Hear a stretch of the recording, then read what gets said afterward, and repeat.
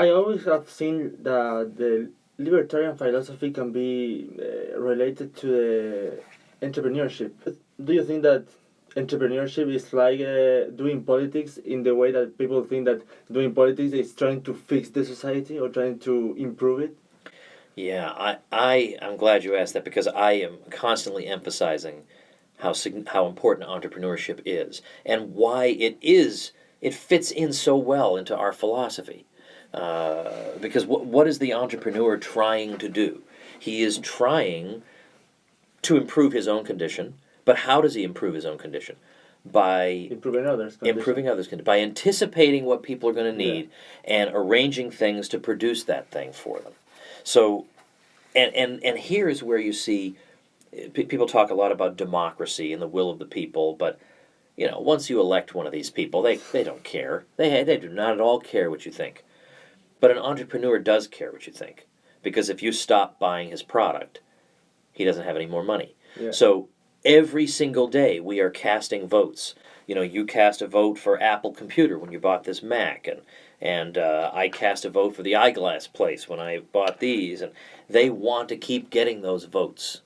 And this is a way to make sure that the things we need are being produced and at prices that we can afford.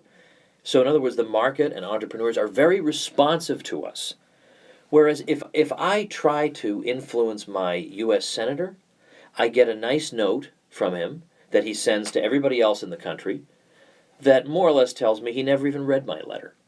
And yet, for some reason, people think this is the great progressive force that's going to bring about change in the world. Why would we expect that? What possible interest does that person have in bringing about change?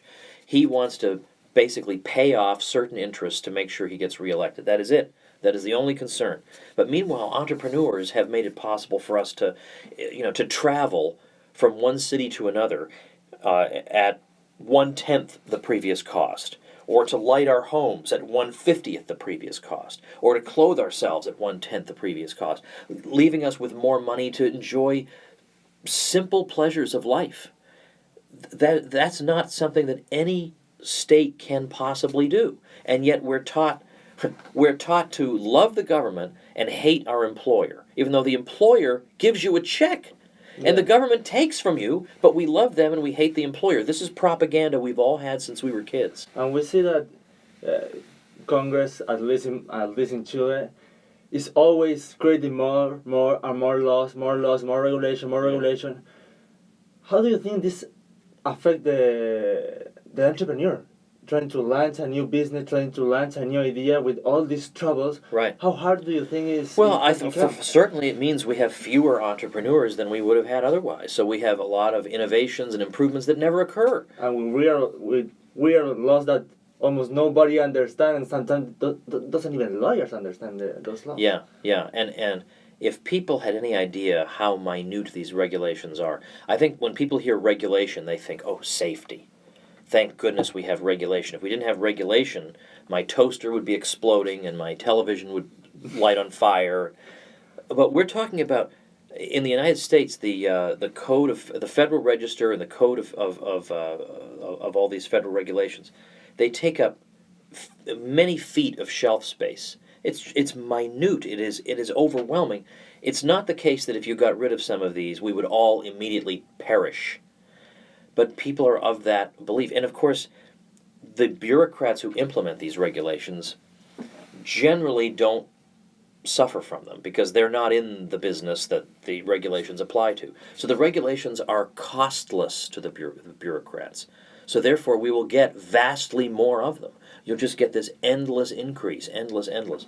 And it is worth noting that a lot of times the regulations totally backfire. Like in the United States, there were banking regulations that said you can't have branch banking. You can have only one bank office. That was the case up to 1994 in the U.S.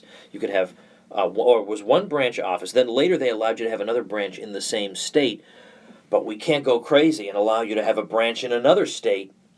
They finally allowed you to have the different branches. Well, it turns out that that regulation makes the banking system, confining you to just one office, much less stable. Because if I have one office and I lend to all the people in this area, and then there's a hurricane in this area, and nobody can pay me back, my bank is shaken to its core. Mm. But if I have 12 branches across the country, we can absorb this, we can average it all out somehow. But this regulation, Doesn't allow you. it created much more instability. So this idea that regulation always means more stability, and more, Canada did not have that regulation. Canada, you could have all the branch banking you wanted, and they have not had the crazy bank panics that we've had. And in fact, during the Great Depression, the number of Canadian bank failures was zero. Yeah, I know that. What? Come on! And they had less regulation, and they did not have the Glass-Steagall regulations. Europe doesn't have that. So there is this unfortunate prejudice in favor of regulation, and it does not deserve that. Is it hard to, like, to sell the libertarian ideas and the libertarian principles? Do you think that to enforce the entrepreneur figure or idea is a way to sell the libertarian principles to the world? In other words, to say, to cast the entrepreneur Yeah. as a sympathetic figure, Yeah. somebody we should. I personally think that there should be far more profiles or movies made about entrepreneurs, because a lot of them have great stories, and we should see that these are not terrible people with horns on their head who are evil and greedy. But they have extraordinary stories and we should admire them. But instead, the movies are all about some heroic government official who does this and that. If we could get people to be more sympathetic to entrepreneurship, they would be less patient with governments that want to hamper the entrepreneur. Do you think that examples like Uber and the crowdfunding system are like are ways to challenge the government monopolies?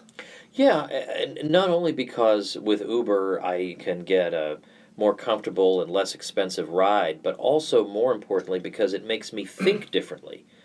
It makes me think that I can live without a government monopoly. And a lot of people don't think about the implications of what they're doing, but so to be able to point out to them, do you realize that you are supporting a company that many governments have shut down, tried to prevent from entering, and also look at the economic education they're getting from Uber when they observe how the taxi companies want to shut them down.